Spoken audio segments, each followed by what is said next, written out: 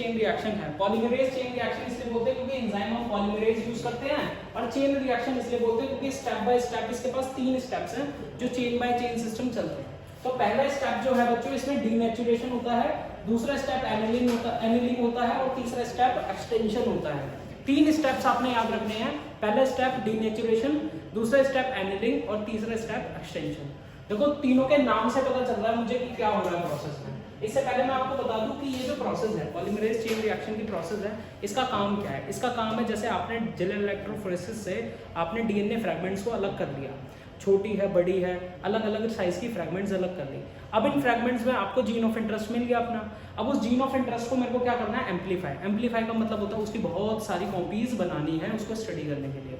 तो मैंने उसकी बहुत सारी कॉपी बनानी है, तो एम्पलीफिकेशन ऑफ द जीन करना है। तो मैंने लिखा process to amplify the gene segment या डीएनए फ्रैगमेंट। तो इस चीज को हम कहते हैं एम्पलीफिकेशन ऑफ जीन। तो अगर आप चाहे what is the use of PCR, तो आप बोलोगे amplification of the gene. Clear है। अभी रिसेंट आपने सुना होगा कि कोरोना के डिटेक्शन के लिए we are using RTPCR constantly. RTPCR use कर रहे थे हम। आरटीपीसीआर का मतलब क्या था, देखो आरटीपीसीआर का मतलब था reverse transcription polymerase chain reaction, ठीक है, इसका ये मतलब था। अब होता क्या है, जैसे मान लो मेरे अंदर वायरस का इन्फेक्शन है, लेकिन अगर मान लो वायरस का इन्फेक्शन बहुत ही क्या है, बहुत नॉर्मल अमाउंट में है, तो मेरे पास सिम्टम्स शो नहीं हो रहे हैं। लेकिन वायरस की मात्रा बढ़ गई, मल्टीप्लाई हो गया, जब बहुत सारे वायरस हो गए तो मेरे अंदर वो सिम्टम्स शो हुए। ठीक है, तो बेसिकली होता क्या है, जैसे इनिशियल स्टेजेस में जैसे वायरस ने इन्फेक्ट किया तो मुझे ऐसा फील हुआ कि मैं वायरस से इन्फेक्टेड हूं, तो मैंने आरटीपीसीआर कराया। आरटीपीसीआर हम क्या करते हैं, हम देखते हैं कि उस सेल के सैंपल में, किसी सैंपल में मान लो वो वायरस का डीएनए जो है, वायरस का आरएनए जो है वो बहुत कम है, वायरस का आरएनए जेनेटिक मटेरियल जो है वो बहुत कम है, बहुत कम है। अगर बहुत कम है तो मैं उसकी कॉपीज बना लूंगा तो मुझे ज्यादा मिल जाएगा, और ज्यादा मिल जाएगा तो स्टडी इजी हो जाएगी। तो हम करते क्या थे इसमें, जो आरएनए था रिवर्स ट्रांसक्रिप्शन प्रोसेस करते थे, क्या बन जाता था, डीएनए बन जाता था। पता है सबको, डीएनए बन गया। अब इसकी क्या कर ली, एम्पलीफिकेशन कर ली, और एम्पलीफिकेशन कर ली तो मैं क्या पता लगा सकता हूं, detection of particular virus genome. उस वायरस का जीनोम है या नहीं है, ये मैं पर्टिकुलरली क्या कर सकता हूं, डिटेक्ट कर सकता हूं। ठीक है, बहुत सारे फ्रैगमेंट्स बनने के बाद मैं उन फ्रैगमेंट्स को सेपरेट आउट कर लूंगा जेल इलेक्ट्रोफोरेसिस से, फिर प्रोब अटैच करके ऑटो रेडियोग्राफी से मैं पता लगा लूंगा। बेसिकली ये प्रोसेस थी कि आरटीपीसीआर में आपने रिवर्स ट्रांसक्रिप्शन करके वायरस के जीनोम को डीएनए बनाया, डीएनए को एम्पलीफाई करने के लिए पीसीआर यूज की। ठीक है, तो पीसीआर हम वहां यूज करते थे। दूसरी चीज, बेसिकली इसमें 3 स्टेप है, डीनेचुरेशन, एनिलिंग एंड एक्सटेंशन। देखो सबसे पहले स्टेप में डीनेचुरेशन हो रहा है। डीनेचुरेशन एक चीज से होता है, वो होता है हाई टेम्परेचर। क्या होता है, हाई टेम्परेचर। जब हम टेम्परेचर बहुत ज्यादा दे देंगे डीएनए को, तो डीएनए के दोनों स्ट्रैंड्स अलग अलग हो जाएंगे, डीएनए के दोनों स्ट्रैंड अलग अलग हो जाएंगे, बीच में हाइड्रोजन बॉन्ड्स होते हैं वो ब्रेकअप हो जाएंगे। हाइड्रोजन बॉन्ड्स ब्रेकअप होंगे तो इस प्रोसेस को हम अनवाइंडिंग कहेंगे। क्या कहेंगे, unwinding of the both strand. Both strands कैसे हो जाएंगे, अनवाइंड हो जाएंगे। ये रहे बोथ स्ट्रैंड्स, 5' से 3' एंड एंड 3' से 5' एंड कॉम्प्लीमेंट्री है। दोनों हाइड्रोजन बॉन्ड को ब्रेक करके दोनों क्या हो गए, सेपरेट आउट हो गए। This is known as denaturation. अच्छा, रीनेचुरेशन क्या हो जाएगा, जब यही डीनेचर्ड स्ट्रैंड्स क्या हो जाएंगे, आपस में मिल जाएंगे, तो वो रीनेचुरेशन होता है। ये डीनेचुरेशन हो गया, किसकी वजह से हुआ बच्चों, हाई टेम्परेचर की वजह से। दूसरा स्टेप है एनिलिंग। एनिलिंग का मतलब होता है कि जो प्राइमर है वो प्राइमर कहां पे अटैच हो जाएगा, दोनों स्ट्रैंड्स के 3' एंड पर। 3' एंड पर ही क्यों अटैच होगा, याद करो जब मैंने बताया था आरएनए पॉलीमरेज, जब वो पॉलीमराइजेशन करता है तो 5' से 3' एंड करता है। तो 5' से 3' एंड अगर करना है तो उसे 3' एंड पर अटैच होना पड़ेगा।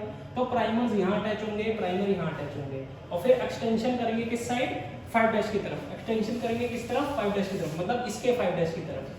इस तरफ एक्सटेंशन करेंगे तो एक्सटेंशन कुछ आपको ऐसे दिखाई देगी, ऐसे, और इसकी एक्सटेंशन कैसी दिखाई देगी, कुछ ऐसी। ये एक्सटेंशन है बच्चों, ठीक है, इस तरफ एक्सटेंशन और इस तरफ एक्सटेंशन। क्लियर है, पहला स्टेप क्लियर हो गया, दूसरा स्टेप भी क्लियर हो गया। तो देखा भी भैया, attachment of the primer at both strand on the position और 3' एंड ऑफ द स्ट्रैंड। ठीक है, स्ट्रैंड की 3' एंड पर प्राइमर अटैच हो जाएंगे, इसी प्रोसेस को एनिलिंग कहते हैं। एनिलिंग के बाद एक्सटेंशन। एक्सटेंशन मतलब होता है एक्सटेंड करना, किसी चीज को बढ़ाना।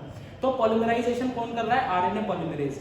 आरएनए पॉलीमरेज जो होता है वो यहाँ पर क्या है, वो सॉरी हमारे पास एक पॉलीमरेज एंजाइम है डीएनए पॉलीमरेज, वो क्या है हमारे पास, टैक पॉलीमरेज। उसका नाम क्या है बच्चों, टैक पॉलीमरेज। ये जो टैक पॉलीमरेज है, it is the most important thing in PCR. सबसे ज्यादा पूछे जाने वाला क्वेश्चन जो पीसीआर का है वो ये है कि आप कौन सा एंजाइम यूज करते हो पॉलीमरेज उसके लिए, पीसीआर के लिए। क्यों करते हो पीसीआर में ये एंजाइम यूज? आप नॉर्मल क्यों नहीं कर लेते जो हमारे ह्यूमन बीइंग में जो पीसीआर जो हमारे ह्यूमन बीइंग में रेप्लिकेशन के लिए या फिर ट्रांसलेशन ट्रैप्लिकेशन के लिए जो यूज होता है वो क्यों नहीं कर लेते? तो देखो यहाँ पर इसका यूज करना इसलिए इंपॉर्टेंट है because it is a thermostable polymerase. Thermostable polymerase का मतलब होता है कि इसके पास हाई टेम्परेचर झेलने की शक्ति है, हाई टेम्परेचर को रेजिस्ट करने की शक्ति है। अगर मान लो मैं नॉर्मल पॉलीमरेज एंजाइम यूज करूं तो हाई टेम्परेचर को झेल नहीं पाएगा, जिसकी वजह से वो डीनेचर हो जाएगा। जब वो खुद ही डीनेचर हो गया तो वो काम क्या करेगा? इसलिए इसके पास क्या है भाई, हाई टेम्परेचर को झेलने का रेजिस्टेंस पावर है, इस वजह से हम इसको यूज करते हैं। अच्छा ऐसा क्योंकि हाई रेजिस्टेंस हम वाले टेम्परेचर जो हाई रेजिस्टेंस को झेलते उसको यूज कर रहे हैं। पहले स्टेप में देखो डीनेचुरेशन करिए, पहले स्टेप में जब डीनेचुरेशन कर रहे हो तो हाई टेम्परेचर आपको मेंटेन करना पड़ रहा है ताकि वो डीनेचर्ड रहे, वरना वो रीनेचर हो जाएंगे। तो इस केस में हमने क्या करा कि डीनेचर करने के लिए हमने हाई टेम्परेचर दिया, देन एनिलिंग करी हमने प्राइमर से, फिर पॉलीमरेज ने क्या करा, एक्सटेंशन करा। लेकिन पॉलीमरेज हमने कौन सा यूज करा, टैप पॉलीमरेज। और इस टैप पॉलीमरेज को कहां से ऑब्टेन किया, उस बैक्टीरिया का नाम इंपॉर्टेंट है। वो बैक्टीरिया है थर्मस एक्वाटिकस। क्या नाम है, थर्मस एक्वाटिकस। ये भी एक थर्मोस्टेबल बैक्टीरिया है। इसका मतलब that is it can tolerate high temperature. Clear है? तो हाई टेम्परेचर को टॉलरेट करना ही मेन मकसद था, इस वजह से ये वाला पॉलीमरेज एंजाइम यूज करा। कहां पर यूज करा है, एक्सटेंशन वाले एरिया। क्लियर है? तो 3 स्टेप्स हैं, denaturation, annealing and extension. I hope कि सबको समझ में आ गया होगा। बहुत इजी था टॉपिक, मतलब सबसे इजी यही टॉपिक लगता है पूरे चैप्टर में। ठीक है? क्लोनिंग वेक्टर रिस्ट्रिक्शन एंजाइम्स और पीसीआर, ये मेन जो होते हैं ना जेल इलेक्ट्रोफोरेसिस, ये 4 चीजें जो हैं इन्हीं में से क्वेश्चन पूछने की संभावना है। देखो पूछेगा कैसे, जेल इलेक्ट्रोफोरेसिस की हो सकता है फिगर आ जाए, 5 क्वेश्चन पूछ ले। ठीक है?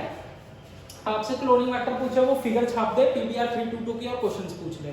ठीक है? या फिर क्लोनिंग वेक्टर की क्या क्या खासियत है, क्या कैरेक्टरिस्टिक्स होनी चाहिए वो पूछ ले। आपसे इनएक्टिवेशन पूछ ले, रिस्ट्रिक्शन एंजाइम्स में नेमिंग करने का तरीका पूछ ले, रिस्ट्रिक्शन एंजाइम में आपसे एंड्स पूछ ले। ठीक है? कितने तरीके के एंड्स होते हैं, स्टिकी एंड्स और ब्लंट एंड्स। दूसरा आपसे पूछ रहा है कि रिस्ट्रिक्शन एंजाइम्स जो होते हैं उनकी पैलिंड्रोमिक सीक्वेंस जो होती है उसको क्या कहते हैं। ये सब बेसिक क्वेश्चन 1-2 नंबर में अजम्पशन रीजनिंग के भी क्वेश्चन बन सकते हैं। तो ये कर लोगे अच्छे से। ठीक है? अगर ये कर लोगे तो लास्ट पार्ट जो है बच्चों वो टोटली रीडिंग आउट पार्ट है। मैं आपको जनरली बता देता हूँ, आप खुद भी कर सकते हो। ठीक है? मैं जनरल बता रहा हूँ आपको।